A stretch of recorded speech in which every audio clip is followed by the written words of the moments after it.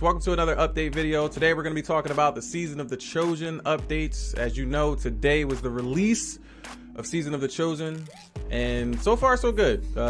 It's looking really interesting, and I like a lot of the changes that's going in. So let's go over what changes have come up and the new things that are coming into the new season. Hold it right there. Before you continue to watch this video, I want to let you know that we stream live every day on twitch.tv at twitch.tv/Roads of Silence. All right, either at 8 a.m. or 5 p.m. Eastern, depends on the day. But if you go over there and click the follow button right now and turn on notifications, you'll know when we go live to hang out with us. I pretty much do these videos all live every time we plan to do one of these videos. So I'd appreciate it if you come, if you click that follow button over there, if you want to come hang out with us live when we're doing this stuff. Other than that, enjoy the rest of the video. Maybe click the like button when you're finished. Do whatever you want. No, don't push me out. First up, as usual, we got power and progression. And with the new season comes a new grind. So right now our power floor is now set to 1100, which means that's the bottom of the barrel. Everybody has been pushed up, if you haven't been playing the game over the past few months, to 1100. All right, the soft cap is now 1250, and the powerful cap is now 1300, and the pinnacle cap is now 1310. With the new powerful caps, they have also made some changes to the powerful drops. So when you are below the soft cap, the powerful rewards will drop a little bit higher than usual from weekly powerful sources. And they've also increased the rewards for the last wish to match that of Garden of Salvation and Deepstone Crypt. Some changes to a couple of bounties and pursuits. We got the Exo Stranger. She has some new Stasis aspect quests available, which require the following: the completion of the Beyond Light campaign and the acquisition of all prior Stasis aspects from the Stranger. Note, the completion values have changed for a lot of the Stasis fragment pursuits so that it's a little bit easier to obtain. All right, moving down, that's kind of going to coincide with some stuff that we're going to go over with the vendors as well. So moving on, we got Spider. He now sells the Glacial Starwort and the Spin Foil, as well as Spider and Banshee no longer take the following: Phase Glass Needles, Alkane Dust, Simulation Seeds, and Seraphites. All right, also the Risk Runner has now been removed from Zerg loot pool so that you can no longer buy it because it's a part of the new light quest. So keep that in mind. So the changes we're gonna be talking about specifically with vendors are for the tower basically, and it's Lord Shaxx and the Drifter. All right, so Crucible tokens have been officially depreciated, and the Valor rank rewards are now visible at Lord Shaxx, as well as over at the Drifter. The Gambit Infamy rank can be seen, and the rewards are now visible beneath his Gambit rank. Also pay attention to a lot of the vendors have had their makeovers done. If you haven't been paying attention to the TWABs, and if you haven't seen any of the latest TWABs, I have videos on this stuff talking about it. They have changed up how the vendors are going to be working this season. Next, we're going to go over the important things that have changed within the activities. All right, first up, Europa, new landing zone. No more driving your Sparrow across the goddamn planet. Thank you. Going over to the Dreaming City, the keynotes here we're gonna go over are that the Reverie Dawn armor is reprised and reissued with a new max power and combat style mod socket.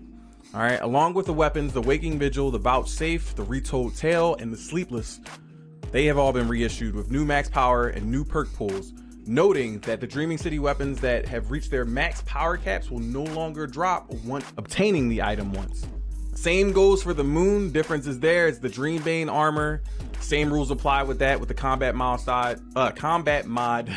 socket, as well as the 3 Altar of Sorrow weapons and the Pulse Rifle, the Premonition, have all been reissued as well, all dropping from the Pit of Heresy dungeon. Speaking of Dreaming City and the Moon, both their dungeons have had some adjustments. Shattered Throne and the Pit of Heresy chests no longer drop items that have reached their max power caps. Armor will drop with higher stat rolls comparable to the raids. Weapons that drop within these dungeons also have rolls different from drops obtained out in the world loot pool. What does this mean? This means that if you get one of the guns from Dreaming City or the Moon anywhere on those open world locations, the perk pool will be different than the guns that drop inside the dungeon. Okay, so keep that in mind. As for the Pit of Heresy, the armor has got a little bit of a touch up. So it now drops, the last final chest now drops 7 energy armor, guaranteed plus 16 in 2 different stats, and it has no class item drops within that final chest. So you're good to go from there. All right, the big thing that everybody's been looking forward to seeing if there's some really good changes going on. PvP Sandbox changes. All right, First, we start off with abilities. I'm just gonna note and touch on all the key things that they address within this update. All right, so first off, they've improved the reliability of Frost Pulse aspect when enemies are on different elevations, meaning if below or above you, it'll work a little bit better, depending on where they are in relation to you and your location. While using Jumper or Cold Shoulder, the Glacial Quake Super Melee is now mapped to L2 or L left trigger for accessibility reasons. All right, they decreased the height at which Glacier Grenades will launch the player who threw them at the ground, so no more launching yourself into fucking space with them.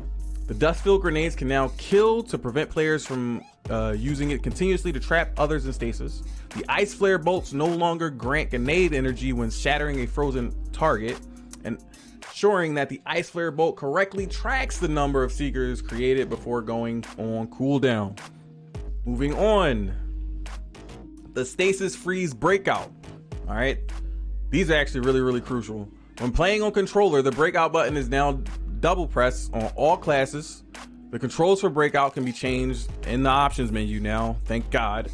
All right, as far as changes to the exact freezing itself, they've increased the damage frozen players take before shattering from 100 HP to 200 HP.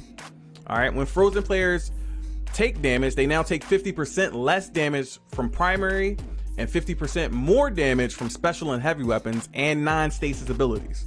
All right, when frozen enemy AI, aka the PvE side of life, they take 5% less damage, and from primaries 5% more damage from specials and non-specials, heavy and non-stasis abilities. Withering Blade no longer does critical headshot damage. It has an increased base damage from 60 to 90.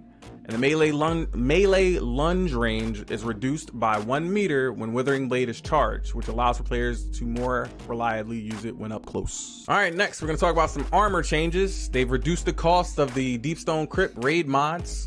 They've also adjusted how what happens with Orbs of Light when you have the Taken Charge mod equipped, so you no longer pick up any Orbs of Light when you are at max charges / light stacks. As mentioned in last week's TWAB, they have changed and redesigned the Aeon Cult Exotics. You can go check out the TWAB video. Again, I'm going to leave that link down below and probably be a card somewhere on the screen here, referring you back to that TWAB about the changes they've made to the Aeon Cults. I'm not going to go over that here.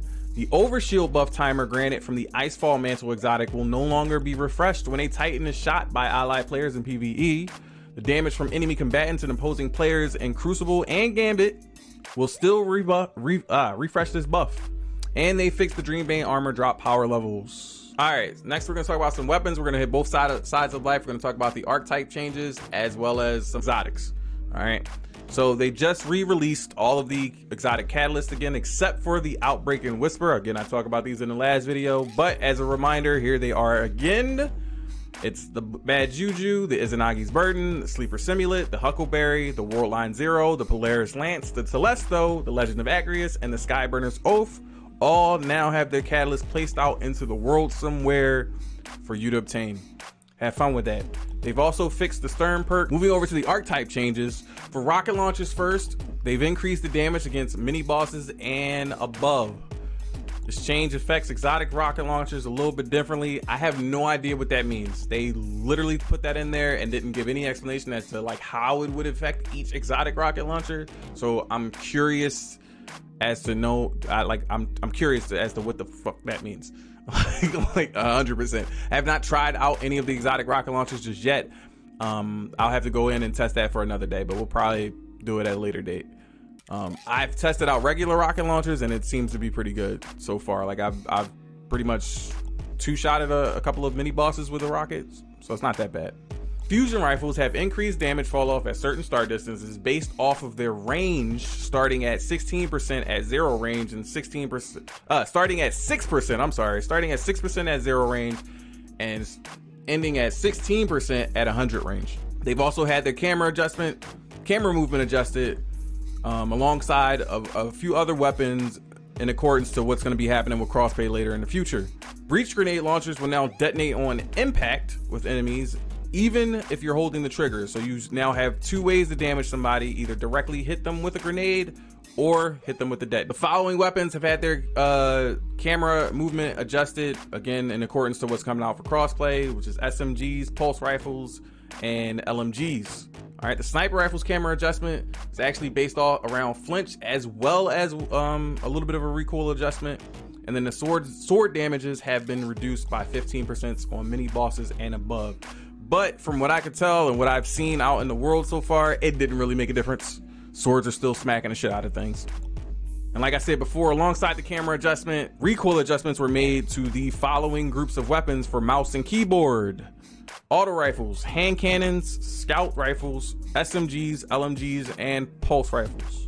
Now moving on to exotic weapon changes, they fixed the exotics that were being affected by stowing or pulling out your ghosts. So that means the Teraba, the Ace of Spades, and the Hawk Moon are no longer affected by when you pull out your ghost or when you stow your weapon. So it will still keep whatever buff or charges that you have on said weapon after you stow it. The Borealis and the Heartlight have a custom animation for changing its damage type. The Duality has increased damage fall off distance, now at 1.5 meters in both hipfire and ADS.